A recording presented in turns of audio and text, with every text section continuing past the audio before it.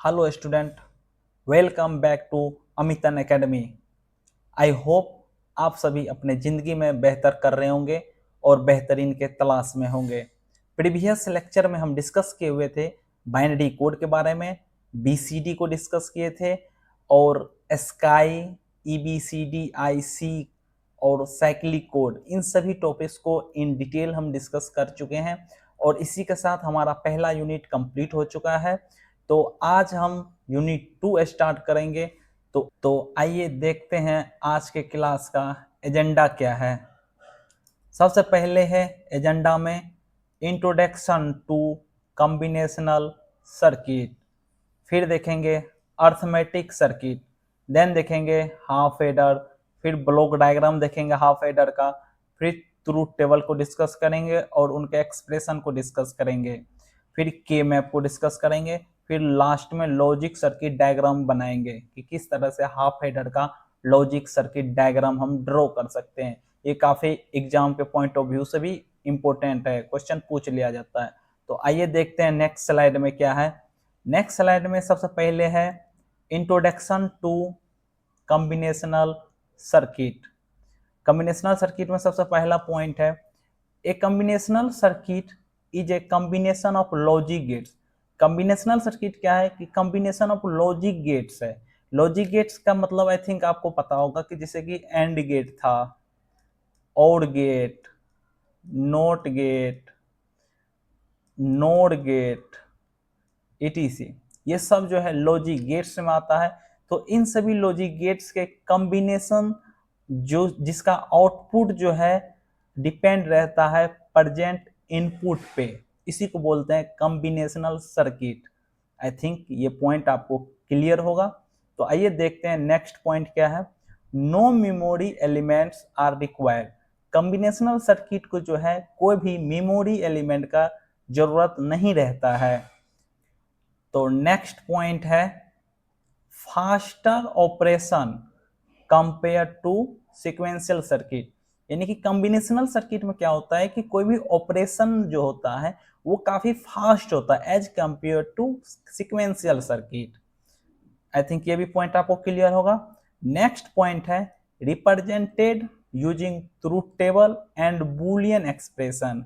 तो हम combinational circuit को रिप्रेजेंट कर सकते हैं एक तो ट्रूथ टेबल के हेल्प से और बूलियन एक्सप्रेशन के हेल्प से। इन दोनों चीजों के हेल्प से हम रिप्रेजेंट कर सकते हैं। नेक्स्ट है use in calculator, digital computers and microprocessors. इन चीजों में इनका यूज है। नेक्स्ट पॉइंट है use in control system, arithmetic logic units, यानी कि ALU, जो कि CPU के टाइप्स में आप पढ़ रखे होंगे। तो इन सभी चीजों में ये यूज आता है।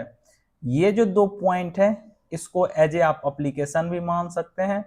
ये दो एप्लीकेशन भी है, कॉम्बिनेशनल सर्किट का एप्लीकेशन, और बाकी ये जो है आप कैरेक्टरिस्टिक भी बोल सकते हैं,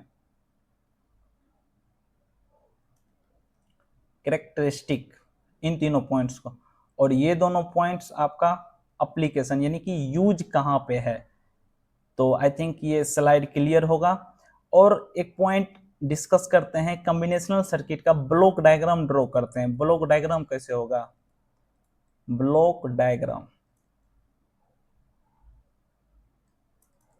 ब्लॉक डायग्राम बनाते हैं कॉम्बिनेशनल सर्किट का, किस तरह से बनेगा।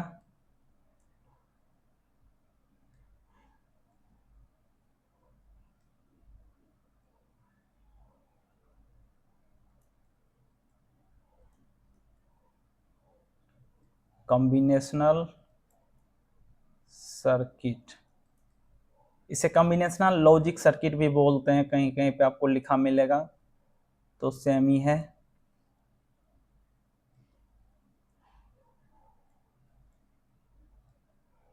ये जो है इनका हो गया इनपुट, n इनपुट वेरिएबल हो सकता है और इनका इनपुट है तो आउटपुट भी कुछ ना कुछ देगा ये। तो m जो है आउटपुट वेरिएबल हो सकता है। आई थिंक आपको ब्लॉक डायग्राम क्लियर होगा। तो आइए देखते हैं नेक्स्ट स्लाइड पे। आप इन सभी चीज़ों को नोटबुक में राइट डाउन करते जाइए। आप जब कभी भी लेक्चर देखने के लिए बैठ रहे हैं तो साथ में नोटबुक और पेन लेके बैठे और साथ ही साथ नोट डाउन करते जाए। इससे आपका प्रैक्टिस होते जाएगा और याद भी होते जाएगा। तो आइए देखते हैं नेक्स्ट स्लाइड में क्या है। नेक्स्ट स्लाइड में है अर्थमेटिक सर्किट। तो आइए समझते हैं अर्थमेटिक सर्किट क्या होता है। Arithmetic circuit or digital circuit. ये एक डिजिटल सर्किट है जो कि यूज होता है अर्थमेटिक ऑपरेशन को परफॉर्म करने के लिए, जैसे कि एडिशन हो गया, सब्ट्रैक्शन हो गया, इन सभी अर्थमेटिक ऑपरेशन को परफॉर्म करवाता है ये। ठीक है, तो आइए नेक्स्ट पॉइंट को डिस्कस करते हैं। Arithmetic circuit perform arithmetic operation on binary number. ये तो पता है कि अर्थमेटिक सर्किट जो है अर्थमेटिक ऑपरेशन परफॉर्म करता है, बट किस चीज पे करता है? वो करता है बाइनरी नंबर पे। आई थिंक ये भी पॉइंट आपको क्लियर होगा। तो नेक्स्ट पॉइंट है arithmetic circuit classified into two types. दो पार्ट्स में इसे क्लासिफाई किया गया है। पहला है बाइनरी एडिशन, दूसरा है बाइनरी सब्ट्रैक्शन। तो आइए देखते हैं नेक्स्ट स्लाइड पे क्या है। नेक्स्ट स्लाइड पे सबसे पहले आता है बाइनरी एडर्स। समझते हैं बाइनरी एडर्स क्या होता है। Binary aiders is a combinational circuit. ये एक कॉम्बिनेशनल सर्किट है। अब कॉम्बिनेशनल सर्किट क्या होता है ये आपको पहले ही डिस्कस कर चुके हैं, आपको बता रखे हैं। ठीक है, तो बाइनरी एडर क्या है? एक कॉम्बिनेशनल सर्किट है जो परफॉर्म करता है एडिशन ऑफ 2 और 3 बिट्स। 2 और 3 बिट्स का परफॉर्म करता है एडिशन। और 2 बिट जो है वो होता है हाफ एडर के केस में, और 3 बिट जो होता है वो होता है फुल एडर के केस में। आई थिंक ये बाइनरी एडर क्या होता है क्लियर होगा। अब हाफ एडर को डिस्कस करते हैं। Half adder is a combinational circuit. Half adder भी क्या है? एक कॉम्बिनेशनल सर्किट है which performs addition of 2 binary digit. यानी कि 2 बाइनरी डिजिट का एडिशन परफॉर्म करवाएगा ये, और जो है ये प्रोड्यूस करेगा एक सम और दूसरा carry as a output. Output के रूप में एक तो सम प्रोवाइड करवाएगा, दूसरा कैरी प्रोवाइड करवाएगा। तो आइए देखते हैं नेक्स्ट स्लाइड पे क्या है। नेक्स्ट स्लाइड पे है ब्लॉक डायग्राम। तो हाफ एडर का ब्लॉक डायग्राम कैसे बनेगा तो वो देखते हैं। जिस तरह से कॉम्बिनेशनल सर्किट का बनाए हुए थे वो इसी तरह से हाफ एडर का भी बनेगा। बट हमें पता है हाफ एडर जो है 2 इनपुट ले सकता है। तो सपोज डेट एक ए इनपुट लिया और दूसरा बी, और ये जो है एज ए आउटपुट प्रोड्यूस करेगा, एक तो सम करेगा और दूसरा कैरी करेगा। ठीक है, तो ये दो चीज एज ए आउटपुट प्रोड्यूस करेगा, ये आउटपुट हुआ। ठीक है, और ये जो है इनपुट हुआ। ये हाफ एडर का ब्लॉक डायग्राम है। आई थिंक आपको क्लियर होगा ये चीज। तो आइए अब देखते हैं ट्रूथ टेबल हाफ एडर का। जैसे कि 2 वेरिएबल लिए हुए हैं एज ए इनपुट। ठीक है, तो हमें पता है कि 2 वेरिएबल के लिए कितना पॉसिबल वैल्यू हो सकता है। आपको पिछले क्लास में हम डिस्कस कर रखे हैं, एक फॉर्मूला भी होता है 2 पे पावर n। n क्या है? नंबर ऑफ वेरिएबल होता है, और ये बता देता है कि कितना नंबर ऑफ पॉसिबल वैल्यू हो सकता है। तो 2 पे पावर 2, 2 हमारे पास वेरिएबल है, एक a है दूसरा b है। तो 2 पे पावर 2 4 हो जाएगा। तो इसका वैल्यू क्या हो सकता है? 4, 0 0 0 1 1 0 और 1 1। ये 4 पॉसिबल वैल्यू हो सकता है। तो एक तो सम प्रोवाइड करवाएगा ये, और दूसरा कैरी।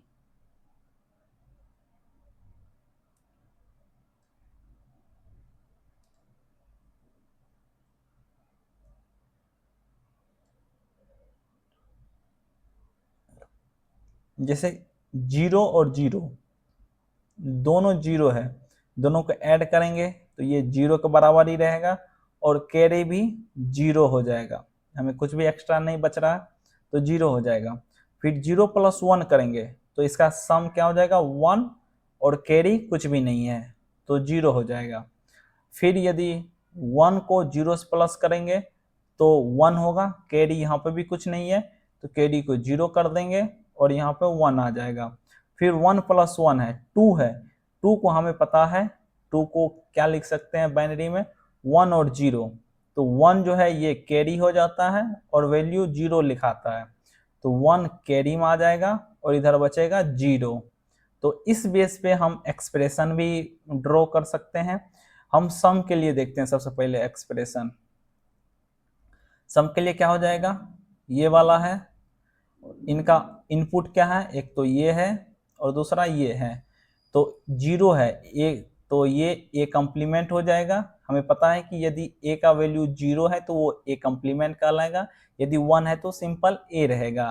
बी में भी सेम कंडीशन अप्लाई होता है, तो ए कम्प्लीमेंट हो गया, दूसरा बी प्लस। अब दूसरा सम का वैल्यू ट्रू कब है तो यहाँ पे है, तो यहाँ पे ए क्या आ जाएगा, सिंपल ए रहेगा डॉट और बी जो है कंप्लीमेंट वाला आएगा तो बी कंप्लीमेंट है। ठीक है, तो ये तो हमारा सम वाला एक्सप्रेशन तैयार हो गया।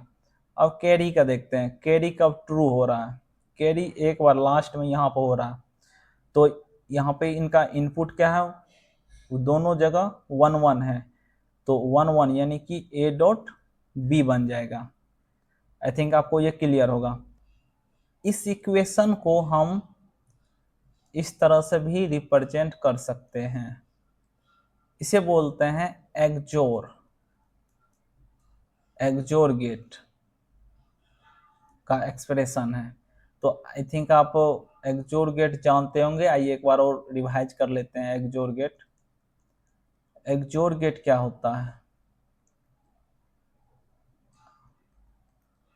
एक्सोर गेट का जो रूल है, सबसे पहला रूल ये है यदि बोथ इनपुट या तो ट्रू है या फॉल्स है, बोथ या तो 0 है या 1 है, इस केस में जो है output,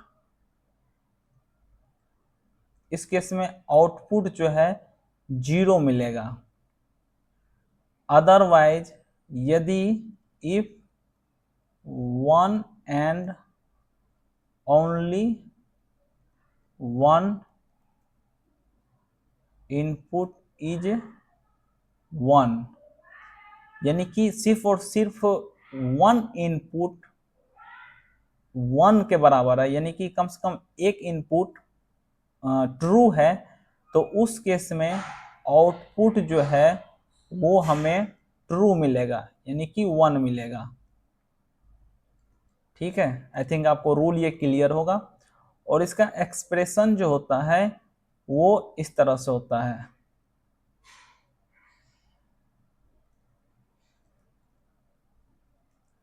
y A complement B plus B complement A, या ए बी कम्प्लीमेंट, इस तरह से हम लिख सकते हैं। इनका ट्रूथ टेबल भी देख सकते हैं आप, तो यहाँ पर तो स्पेस नहीं है, आप यहाँ तक नोट डाउन कर लो, फिर ट्रूथ टेबल भी इनका यहीं पे देखते हैं। ठीक है, आप यहाँ तक आई थिंक नोट डाउन कर लेना। ठीक है,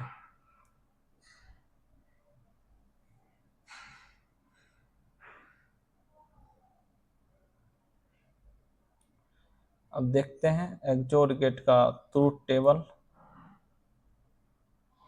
आपको रूल क्लियर होगा आई थिंक।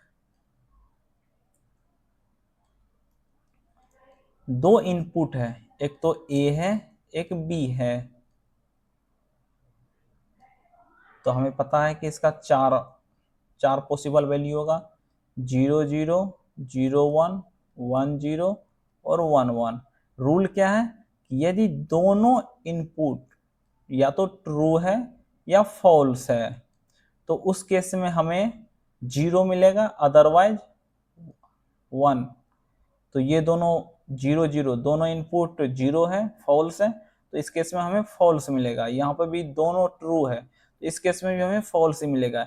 यदि कम से कम सिर्फ और सिर्फ एक ही इनपुट ट्रू है यानी कि 1 है, तो उस केस में हमें आउटपुट में 1 मिलेगा और यहाँ भी 1 मिल जाएगा। तो आप यहाँ पर देख सकते हो y जो है इस ट्रू के लिए इनपुट क्या क्या है, ए कंप्लीमेंट बी है प्लस दूसरा ये वाला है, तो इनके लिए इनपुट ए और बी कंप्लीमेंट। आप इनको और इनको दोनों को मैच कर सकते हो, दोनों सेम ही है, इसलिए हम एक्सोर गेट बोलते हैं। ठीक है, तो आइए देखते हैं, आई थिंक आपको क्लियर होगा। तो चलिए नेक्स्ट स्लाइड को डिस्कस करते हैं। के मैप है, तो अभी जस्ट हम देखे हुए थे कि किस तरह से इसका एक्सप्रेशन फाइंड आउट किए हुए थे। एक तो सम वाला किए थे, सम के लिए है A complement B plus A B complement. दूसरा है कैरी, कैरी के लिए ए डॉट बी आया हुआ था। तो दोनों एक्सप्रेशन के लिए अभी हम के मैप ड्रॉ करते हैं। ठीक है, तो पहले हम सम वाला के मैप को ड्रॉ करेंगे। यहाँ पर भी दो ही वेरिएबल है ए और बी, और हमें पता है 2 वेरिएबल है तो नंबर ऑफ सेल 4 बनाना पड़ेगा। तो बी का वैल्यू या तो 0 हो सकता है या 1 हो सकता है, ए का भी वैल्यू या तो 0 हो सकता है या 1 हो सकता है। तो अब हमें क्या क्या दिया हुआ, ए कंप्लीमेंट बी, तो ए कंप्लीमेंट ये हो जाएगा और ये ए बराबर हो जाएगा और ये बी कंप्लीमेंट हो जाएगा और ये बी हो जाएगा। ठीक है, तो अब देखते हैं कौन कौन सा आ रहा।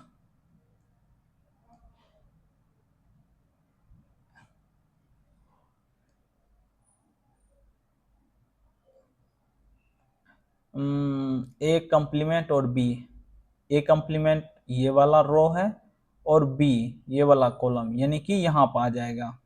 और ये देख सकते हैं आप कि ये जो है मीन टर्म दिया हुआ है, आपको आई थिंक पता होगा मीन टर्म मैक्स टर्म क्या होता है। फिर नेक्स्ट टर्म है ए बी कंप्लीमेंट, तो ए वाला रो ये है और बी कंप्लीमेंट यानी कि ये वाला कॉलम, तो यहाँ पर आ जाएगा, तो यहाँ पर 1 आएगा, तो ये दोनों आपका के मैप बना देगा। ठीक है, अब देखते हैं कैरी के लिए, इनके लिए के मैप। यहाँ पे कितना है, 2 वेरिएबल यहाँ पे भी है, ए और बी है, ए बी, बी का वैल्यू 0 हो सकता है या 1 हो सकता है, ए का भी 0 या 1 हो सकता है, और ए डॉट बी है, तो ए ये वाला रो हो जाएगा और बी के लिए ये वाला कॉलम, तो कौन सा हो जाएगा ये, तो यहाँ पे हमारा 1 आ जाएगा। तो ये हो गया हमारा कैरी के लिए के मैप। तो आइए अब लॉजिक सर्किट डायग्राम ड्रॉ करते हैं। आई थिंक ये दोनों के मैप क्लियर होगा, सम वाला और कैरी वाला भी। तो आपको यदि लॉन्ग क्वेश्चन में या वेरी शॉर्ट में भी पूछे तो इस तरह से ए टू जेड पॉइंट को डिस्कस करें पॉइंट टू पॉइंट। ठीक है, तो अब देखते हैं लॉजिक सर्किट डायग्राम किस तरह से ड्रॉ होगा। तो हमें पता है सम के लिए क्या है एक्सप्रेशन, तो एक तो ए हो जाएगा, दूसरा बी हो जाएगा एज ए इनपुट, और एक्सोर गेट का जो है लॉजिक डायग्राम इस तरह से होता है। ये तो हो गया आपका सम वाला, यानी कि A complement B plus A B complement. ठीक है, और एक है कैरी वाला, कैरी में ए डॉट बी है यानी कि एंड गेट यूज होगा, और एंड गेट का डायग्राम इस तरह से होता है। ठीक है, ये हो गया कैरी के लिए, ए डॉट बी। तो ये हमारा हुआ logic circuit diagram, logic circuit diagram of half adder. ठीक है, थैंक यू। आप सभी का आज का लेक्चर यहीं पे कंप्लीट हो रहा है। अब नेक्स्ट लेक्चर में डिस्कस करेंगे फुल एडर को, उनका देखेंगे के map, truth table, Boolean expression, जो भी है ए टू जेड पॉइंट को डिस्कस करेंगे। और थैंक्स फॉर सपोर्टिंग। आपके सपोर्ट के बिना नेक्स्ट लेक्चर इतना जल्दी फिर से नहीं आता, तो धन्यवाद आप सभी को। तो यदि जरा सा भी आपको इम्पोर्टेंट लगा हो ये टॉपिक्स, ये लेक्चर से कुछ सीखने के लिए मिला होगा, तो आप प्लीज़ सब्सक्राइब कर सकते हो और लाइक कर सकते हो। Thank you so much.